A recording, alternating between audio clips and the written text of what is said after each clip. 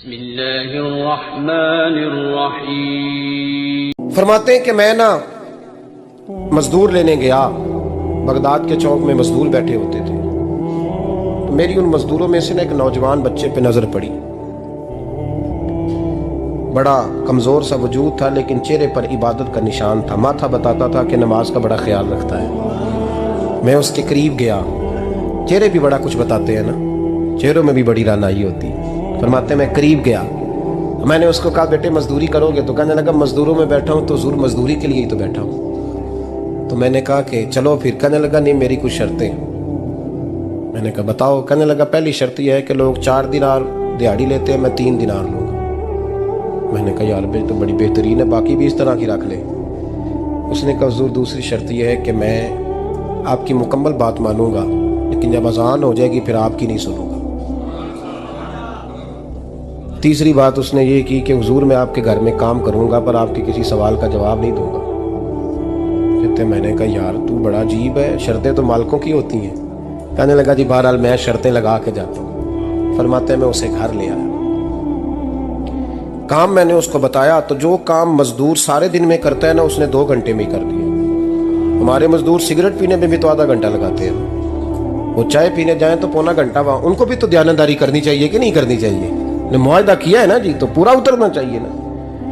کہتے 2 گھنٹے میں۔ اب کام جب بندہ شروع کراتا ہے تو کام اور نکل آتا ہے۔ کہتے کام میں نے اس کو اور بتا دیا، وہ کرنے لگا۔ اس نے مٹی نکال کے رکھی تھی باہر رستے میں، تو اذان ہو گئی زور کی، اس نے وہیں کدال چھوڑی کہی اور چلنے لگا۔ تو میرا بیٹا کہنے لگا اس کو ذرا برابر کر دو۔ کہنے لگا چپ کر جا، تیرے باپ سے بات ہوئی تھی، جب اذان ہوتی ہے تو میں کسی اور کی نہیں سنتا، صرف اللہ رسول کی سنتا ہوں۔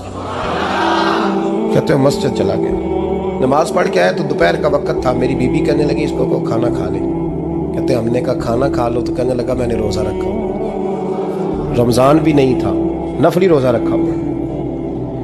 فرماتے ہیں شام ہوئی، میں نے 3 دینار دیے، تو میں نے کہا تیرا نام کیا ہے؟ کہنے لگا میں نے آپ سے کہا تھا میں کسی سوال کا جواب نہیں دوں گا۔ کہتے وہ چلا گیا۔ اگلے دن میں پھر لینے گیا اسے، کام کچھ اور نکل آئے، تو لوگوں نے بتایا وہ صرف ہفتے والے دن آتا ہے۔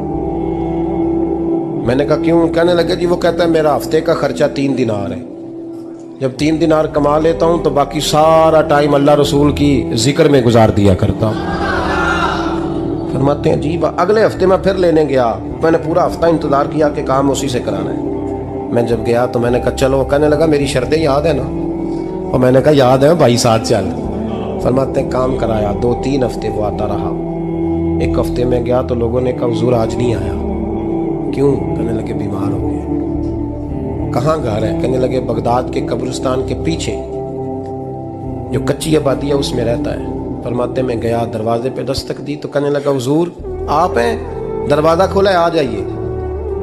فرماتے ہیں میں اندر گیا تو میں نے کہا تمہیں کیسے پتا چلا؟ میں کہا تمہیں کیسے پتا چلا میں آیا ہوں؟ کہنے لگا حضور اللہ والے ہو، آپ نہیں آنا تھا، ورنہ امیر تو غریبوں کا پتہ لینے کوئی نہیں آتے۔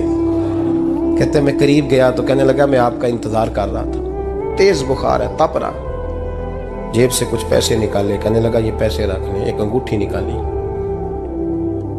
کہنے لگا حضور آج رات کو میرا انتقال ہو جائے گا، ان پیسوں کا کفن خرید کے صبح جنازہ پڑھ کے مجھے دفن کر دینا، اور جب دفن کرو تو یہ انگوٹھی لے کے عصر کے بعد ہارون رشید کے پاس جانا، آپ اسے کہنا میں نے ملنا ہے پر وہ آپ کو ٹائم نہیں دے گا، آپ اس کو آواز دیجیے گا کہ تیری ایک امانت ہے میرے پاس۔